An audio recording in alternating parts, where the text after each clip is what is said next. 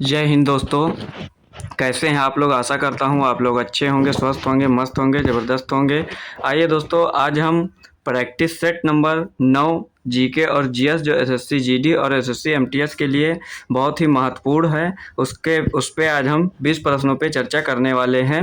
आइए दोस्तों, हम अपनी क्लास स्टार्ट करते हैं। आज क्लास स्टार्ट करने से पहले कुछ मोटिवेशनल थॉट देख लेते हैं। देखिए दोस्तों, मोटिवेशनल थॉट आज का है, सफलता का मुख्य आधार सकारात्मक सोच और निरंतर प्रयास है।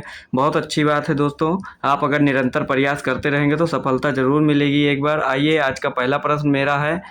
मेरा पहला प्रश्न आज का कह रहा है, योरूब जनजाति किस देश में रहती है? जो योरूब जनजाति है वह किस देश में रहती है? ऑप्शन है केन्या में रहती है, बोत्सवाना में रहती है, नाइजीरिया में रहती है। दोस्तों ये गलत मिस्टेक हो गया है, यहाँ पे नाइजीरिया ऐसे लिखा जाता है,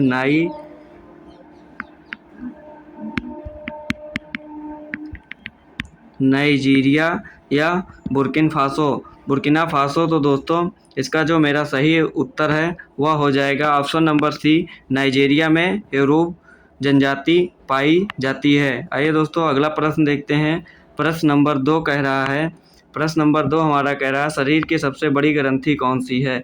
जो हमारी शरीर सबसे बड़ी ग्रंथि है वह शरीर की कौन सी है? ऑप्शन ए है लार ग्रंथि, ऑप्शन बी है थायराइड, ऑप्शन सी है यकृत और ऑप्शन डी है अमाशय। तो दोस्तों जो हमारी सबसे बड़ी ग्रंथि है वह है ऑप्शन नंबर सी, यकृत। जो यकृत ग्रंथि है वह हमारे शरीर की सबसे बड़ी ग्रंथि है। दोस्तों क्या है? यकृत ग्रंथि जो है वह हमारे शरीर की सबसे बड़ी ग्रंथि है। और प्रश्न नंबर 2 का option C is the correct हो जाएगा।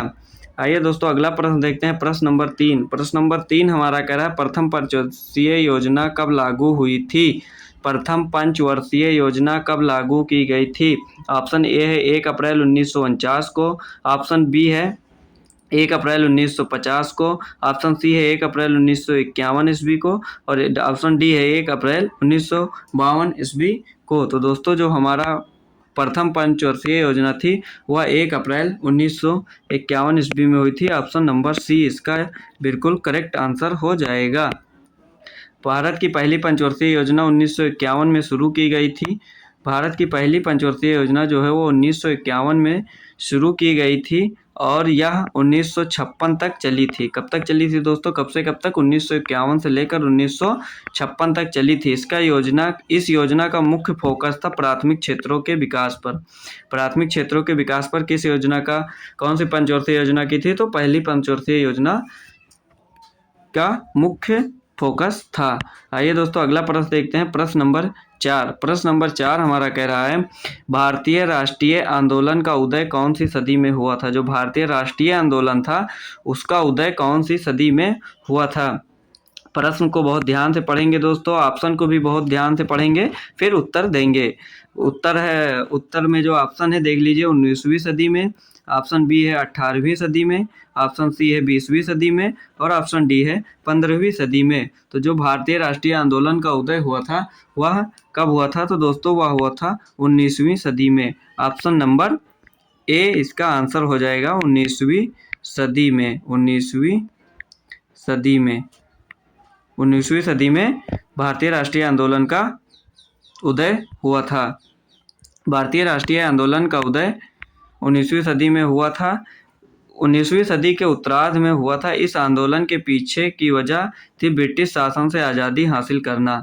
क्या वजह थी दोस्तों? तो वो थी ब्रिटिश शासन से आज़ादी हासिल करना। इस आंदोलन में अहिंसक प्रतिरोध, सामूहिक विरोध और सविनय अवज्ञा जैसे तरीके अपनाए गए। 19वीं सदी से पहले भी ब्रिटिश उपनिवेशवाद के खिलाफ संघर्ष हुए थे, लेकिन ये छोटे छोटे क्षेत्रों तक ही सीमित थे और पूरे देश में नहीं फैले थे। आइए अगला प्रश्न देखते हैं। प्रश्न नंबर 5। प्रश्न नंबर 5 हमारा कह रहा है, मृच्छकटिकम पुस्तक के लेखक कौन है? मृच्छकटिकम पुस्तक के लेखक कौन है दोस्तों? तो मृच्छकटिकम पुस्तक जो थी उसके लेखक हमारे कौन है? तो ऑप्शन है शूद्रक, पाणिनि, विशाखादत्त और तुलसीदास। तो हमारा जो मृच्छकटिकम पुस्तक है उसके लेखक हैं शूद्रक। ऑप्शन नंबर ए हो जाएगा इसका बिल्कुल सही आंसर। शूद्रक जो है वो मृच्छकटिकम पुस्तक के लेखक हैं। आइए अगला प्रश्न देखते हैं। प्रश्न नंबर 6। प्रश्न नंबर 6 हमारा कह रहा है, बांग्लादेश में प्रवेश के पश्चात गंगा नदी को किस नाम से जाना जाता है? बांग्लादेश में प्रवेश के पश्चात गंगा नदी को किस नाम से जाना जाता है? ऑप्शन ए है पद्मा, तो ऑप्शन बी है लोहित, ऑप्शन सी है मेघना और ऑप्शन डी है वेनगंगा। तो हमारी गंगा नदी जब बांग्लादेश में प्रवेश करती है दोस्तों, तो उसको पद्मा नाम से जाना जाता है। किस नाम से जाना जाता है? पद्मा।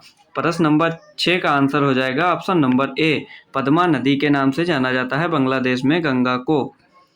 बांग्लादेश में प्रवेश के पश्चात गंगा नदी को पद्मा नाम से जाना जाता है और ब्रह्मपुत्र नदी से मिलने के बाद गंगा नदी को मेघना के नाम से जाना जाता है। मेघना नाम से कब जाना जाता है दोस्तों? जब गंगा नदी ब्रह्मपुत्र नदी से मिल जाती है तब उसे मेघना के नाम से जाना जाता है। आइए अगला प्रश्न देखते हैं, प्रश्न नंबर 7। प्रश्न नंबर 7 कह रहा है, भौतिकी में नोबेल पुरस्कार जीतने वाले पहले भारतीय कौन थे? भौतिकी क्षेत्र में नोबेल पुरस्कार जीतने वाले भारतीय कौन थे? सबसे पहले भारतीय, तो option A Homi Bhabha, CV Raman, S Chandrashekhar और सत्येंद्र नाथ बोस। तो दोस्तों जो नोबेल पुरस्कार था भौतिकी क्षेत्र में वो सबसे पहले जीता था सीवी रमन ने। सर सीवी रमन ने नोबेल पुरस्कार जीतने वाले पहले भारतीय थे, सर सीवी रमन। आइए दोस्तों अगला प्रश्न देखते हैं, प्रश्न नंबर 8। प्रश्न नंबर 8 बहुत बढ़िया सवाल है। प्रश्न नंबर 8 हमारा कह रहा है, अमेरिका की खोज किसने की थी? दोस्तों अमेरिका की खोज किसने की थी? ऑप्शन ए है Columbus, Vasco da Gama, captain cook और मैगेलन। तो दोस्तों जो अमेरिका की खोज थी वह किसने की थी? तो उसको की थी कोलंबस ने। ऑप्शन नंबर ए बिल्कुल सही आंसर हो जाएगा, कोलंबस ने अमेरिका की खोज की थी। अमेरिका की खोज 1492 ईस्वी में कोलंबस ने की थी। इसे नई दुनिया भी कहा जाता था। इसे क्या कहा जाता था? इसे नई दुनिया भी कहा जाता था है। सर्वप्रथम पुर्तगाली नाविक अमेरिगो वेस्पुसी अमेरिका पहुंचा, उसी के नाम पर इसका नाम अमेरिका पड़ा था। कौन पहुंचा था दोस्तों? अमेरिगो वेस्पुसी, और उसी के नाम पर इसका नाम अमेरिका पड़ा था दोस्तों। आइए अगला प्रश्न देखते हैं, प्रश्न नंबर 9। प्रश्न नंबर 9 कह रहा है, रक्त परिवहन तंत्र की खोज किसने की थी? जो हमारा रक्त परिवहन तंत्र है उसकी खोज किसने की थी? बैक्समैन, हैनीमैन, विलियम हार्वे, इनमें से कोई नहीं। तो दोस्तों जो हमारा रक्त परिवहन तंत्र है उसकी खोज विलियम हार्वे ने की थी। ऑप्शन नंबर सी इसका बिल्कुल सही आंसर हो जाएगा। शरीर में रुधिर का परिसंचरण सदैव एक निश्चित दिशा में होता है और रुधिर परिसंचरण का कार्य हृदय द्वारा संपादित किया जाता है। रुधिर परिसंचरण का कार्य किसके द्वारा किया जाता है दोस्तों? तो वह हृदय द्वारा संपादित किया जाता है। रक्त परिवहन तंत्र जिसे परिसंचरण तंत्र भी कहते हैं, इसकी खोज किसने की थी दोस्तों? तो वो विलियम हार्वे ने की थी। या पूछे क्वेश्चन में रक्त परिसंचरण तंत्र या रक्त परिवहन तंत्र, दोनों का आशय एक ही है दोस्तों। इसका सही आंसर हो जाएगा विलियम हार्वे। आइए अगला प्रश्न देखते हैं, प्रश्न नंबर 10। प्रश्न नंबर 10 हमारा कह रहा है, किस देश की संसद को राष्ट्रीय पंचायत कहा जाता है? बिल्कुल बहुत सही सवाल है। संसद से कई सवाल पूछे जाते हैं दोस्तों, इसको आप कई देशों के संसद का नाम जरूर याद कर लीजिएगा। जैसे किस देश की संसद को राष्ट्रीय पंचायत कहा जाता है दोस्तों? तो वो हमारा ऑप्शन देख लीजिए। ऑप्शन है बांग्लादेश, नेपाल, फ्रांस, मालदीव। तो जो हमारा संसद है जिसे राष्ट्रीय पंचायत कहा जाता है वो नेपाल की संसद को राष्ट्रीय पंचायत कहा जाता है। किस देश की संसद को राष्ट्रीय पंचायत कहा जाता है दोस्तों? तो वो हो जाएगा हमारा नेपाल। नेपाल की संसद को हम राष्ट्रीय पंचायत भी कहा जाता है। ऑप्शन नंबर बी इसका बिल्कुल करेक्ट आंसर हो जाएगा प्रश्न नंबर 10 का। आइए अगला प्रश्न देखते हैं दोस्तों। इसमें लिखा हुआ है, नेपाल की संसद का नाम राष्ट्रीय पंचायत है, जबकि बांग्लादेश की संसद जातीय संसद है, और मालदीव की संसद का नाम मजलिस है, और फ्रांस की संसद का नाम नेशनल असेंबली है। फ्रांस की नेशनल का नाम क्या है? फ्रांस की संसद का नाम क्या है दोस्तों? National assembly. और मालदीव की संसद का नाम क्या है? मजलिस। और जबकि बांग्लादेश की संसद जातीय संसद है। आइए अगला प्रश्न देखते हैं, प्रश्न नंबर 11। भारत के किस राज्य में प्रत्यावर्ती मानसून का अधिक प्रभाव पड़ता है? जो हमारा प्रत्यावर्ती मानसून है वह भारत के किस राज्य में अत्यधिक पड़ता है दोस्तों? ऑप्शन है पंजाब, ऑप्शन बी है तमिलनाडु, ऑप्शन सी है उड़ीसा, ऑप्शन डी है पश्चिम बंगाल। तो इसका जो हमारा बिल्कुल सही उत्तर है वो होने वाला है ऑप्शन नंबर बी, तमिलनाडु में प्रत्यावर्ती मानसून का अधिक प्रभाव पड़ता है। भारत में 7 जून के आसपास केरल में दक्षिणी पश्चिमी मानसून का आगमन होता है। कब होता है दोस्तों? 7 जून के आसपास केरल में दक्षिणी पश्चिमी मानसून का आगमन होता है, जो उत्तरी भारत में घनघोर वर्षा करता है। कहाँ पे वर्षा करता है दोस्तों? उत्तरी भारत में घनघोर वर्षा करता है। यह सबसे अंत में परिवर्तित होकर तमिलनाडु में प्रवेश करता है तथा उत्तर पूर्वी मानसून के द्वारा तमिलनाडु में वर्षा होती है। अतः प्रत्यावर्ती मानसून का अधिक प्रभाव तमिलनाडु में होता है। प्रत्यावर्ती मानसून का अधिक प्रभाव कहाँ होता है दोस्तों? तो वह तमिलनाडु में होता है। अगला प्रश्न नंबर 12 है। प्रश्न नंबर 12 कह रहा है, भारत में राष्ट्रीय आय की गणना कौन करता है? जो भारत की राष्ट्रीय आय की गणना है वह कौन करता है? वित्त मंत्रालय, केंद्रीय सांख्यिकी गठन, नीति आयोग, भारतीय सांख्यिकी संस्थान। दोस्तों तो जो कि भारत की राष्ट्रीय आय है उसकी गणना जो है वह करता है केंद्रीय सांख्यिकी संगठन। ऑप्शन नंबर बी इसका सही उत्तर हो जाएगा प्रश्न नंबर 12 का। भारत में राष्ट्रीय आय की गणना केंद्रीय सांख्यिकी संगठन CSO द्वारा की जाती है, जिसकी स्थापना वर्ष 1951 में केंद्रीय मंत्रिमंडल के सचिवालय द्वारा की गई थी। कब की गई थी? 1951 ईस्वी में इसकी स्थापना की गई थी केंद्रीय सांख्यिकी गठन की। कब की गई थी इसकी स्थापना? तो 1951 ईस्वी में हुई थी दोस्तों। आइए अगला प्रश्न देखते हैं, प्रश्न नंबर 13। प्रश्न नंबर 13 हमारा कह रहा है, विश्व योग दिवस कब मनाया जाता है? जो हमारा विश्व योग दिवस है वह कब मनाया जाता है दोस्तों? ऑप्शन है 18 मार्च, 18 अप्रैल, 21 जून, 10 जुलाई। तो दोस्तों जो हमारा विश्व योग दिवस है वह 21 जून को मनाया जाता है। कब मनाया जाता है दोस्तों? वह 21 जून को विश्व योग दिवस मनाया जाता है हमारा।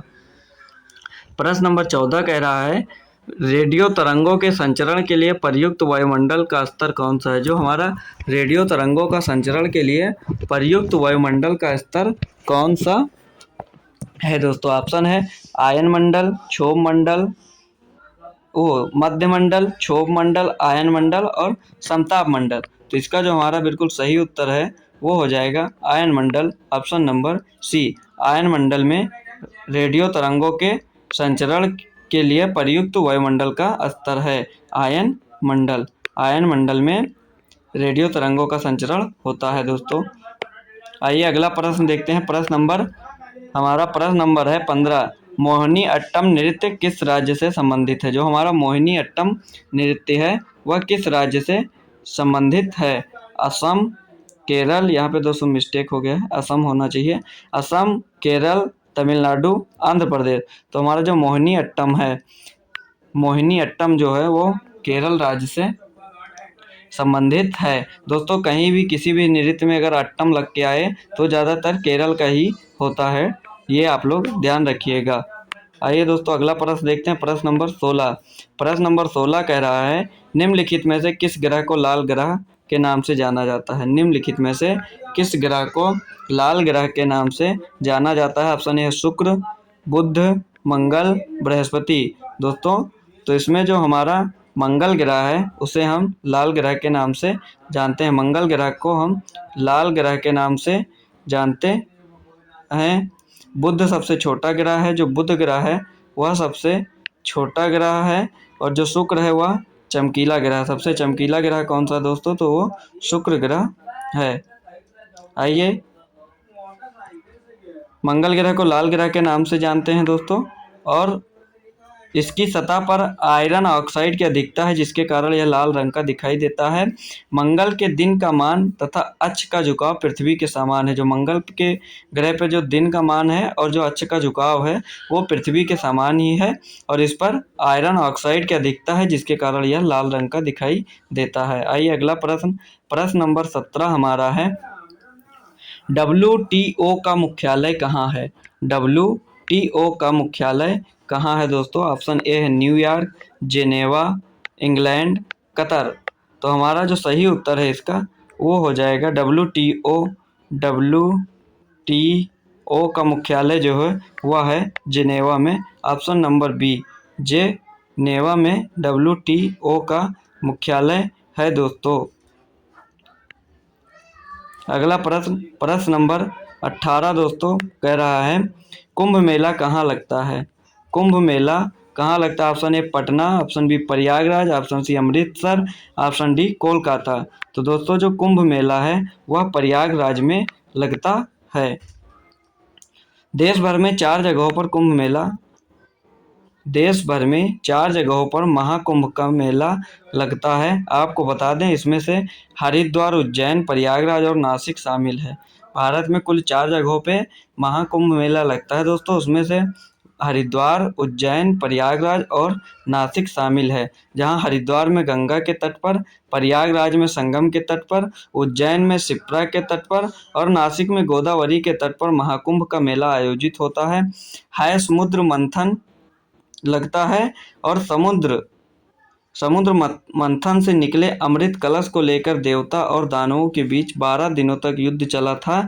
ऐसे में अमृत कलश से कुछ बूंदें पृथ्वी पर गिरी, जिसमें पहली बूंद प्रयाग, दूसरी बूंद हरिद्वार, तीसरी बूंद उज्जैन और चौथी बूंद नासिक में गिरी थी। तो इसीलिए यहाँ पे दोस्त महाकुंभ का मेला लगता है। आइए प्रश्न नंबर 19 देखते हैं। प्रश्न नंबर 19 हमारा कह रहा है परमाणु बम की खोज किसने की थी। दोस्तों जो हमारा परमाणु बम है उसकी खोज किसने की थी। ऑप्शन ए है Otto Hahn, option B Alfred Nobel, option C है लॉर्ड रदरफोर्ड और ऑप्शन डी है एडिसन। तो हमारी परमाणु बम जो है उसकी खोज किसने की थी दोस्तों? तो उसकी खोज जो थी वो की थी हमारे ऑटो हान जी ने। जो हमारे ऑटो हान सर थे उन्होंने परमाणु बम की खोज की थी। किसने की थी दोस्तों? ऑटो हान ने। परमाणु बम की खोज ऑटो हान ने की थी तथा परमाणु बम नाभिकीय विखंडन के सिद्धांत पर कार्य करता है। जो परमाणु बम है वो किस पे कार्य करता है दोस्तों? तो नाभिकीय विखंडन के सिद्धांत पर कार्य करता है। दोस्तों प्रश्न पूछ लेता है कि परमाणु बम किस सिद्धांत पे कार्य करता है, तो वो नाभिकीय विखंडन के सिद्धांत पर कार्य करता है। आइए अगला प्रश्न, रूबल किस देश की मुद्रा है। जो हमारी रूबल है वह किस देश की मुद्रा है। ऑप्शन ए है इंग्लैंड, ऑप्शन बी है जापान, ऑप्शन सी है रूस और ऑप्शन डी है चीन। दोस्तों जो हमारी रूबल है वह किस देश की मुद्रा है। तो रूबल मुद्रा जो है वह हमारे फ्रांस नहीं, रूस की मुद्रा है दोस्तों। रूस, ऑप्शन नंबर सी, रूस की मुद्रा कौन सी है? वो है रूबल मुद्रा। आइए दोस्तों और कुछ प्रमुख देश की मुद्राओं के बारे में जानकारी लेते हैं। जैसे कनाडा देश जो है उसकी मुद्रा जो है वो है डॉलर। ब्राज़ील जो है, ब्राज़ील देश की मुद्रा क्या है? रियाल है। और भारत की मुद्रा क्या है? तो वह है रुपया। और श्रीलंका की मुद्रा क्या है? वो भी है रुपया। और बांग्लादेश की जो मुद्रा है उसका क्या है? टका। बांग्लादेश की मुद्रा क्या है? टका। इसकी राजधानी ढाका क्या है? ढाका है। आइए दोस्तों मलेशिया की मुद्रा देखते हैं। मलेशिया की मुद्रा है रिंगिट।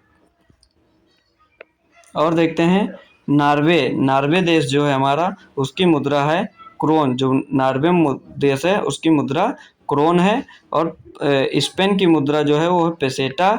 आयरलैंड की मुद्रा है पाउंड और दक्षिण अफ्रीका की मुद्रा है रैंड। दोस्तों ये थे हमारे आज के 20 प्रश्न। हमने कंप्लीट कर लिया है दोस्तों। आशा करता हूँ आपको वीडियो पसंद आई होगी। अगर वीडियो पसंद आई हो तो वीडियो को लाइक करें, शेयर करें और कमेंट करें। और अगर चैनल पर नए हैं तो चैनल को सब्सक्राइब करना ना भूलें। और आप हमारे ऑफिशियल स्टडी अड्डा टेलीग्राम चैनल से ज़रूर जुड़ जाएं उस पर दोस्तों उस पर आने वाली परीक्षा और कई जो वैकेंसियां हैं उसकी जानकारी भी मिल जाएगी आपको। और जो हमारे मैथ और जो जीके जीएस की जो क्लासेस इस पे चलती हैं उसकी लिंक भी वहाँ पे आसानी से आपको मिल जाएगी दोस्तों। तो आप लोग हमारे टेलीग्राम चैनल ऑफिशियल स्टडी अड्डा से जुड़ सकते हैं। ऑफिशियल स्टडी अड्डा व्हाट्सएप चैनल भी है, आप उस पर भी जुड़ सकते हैं दोस्तों।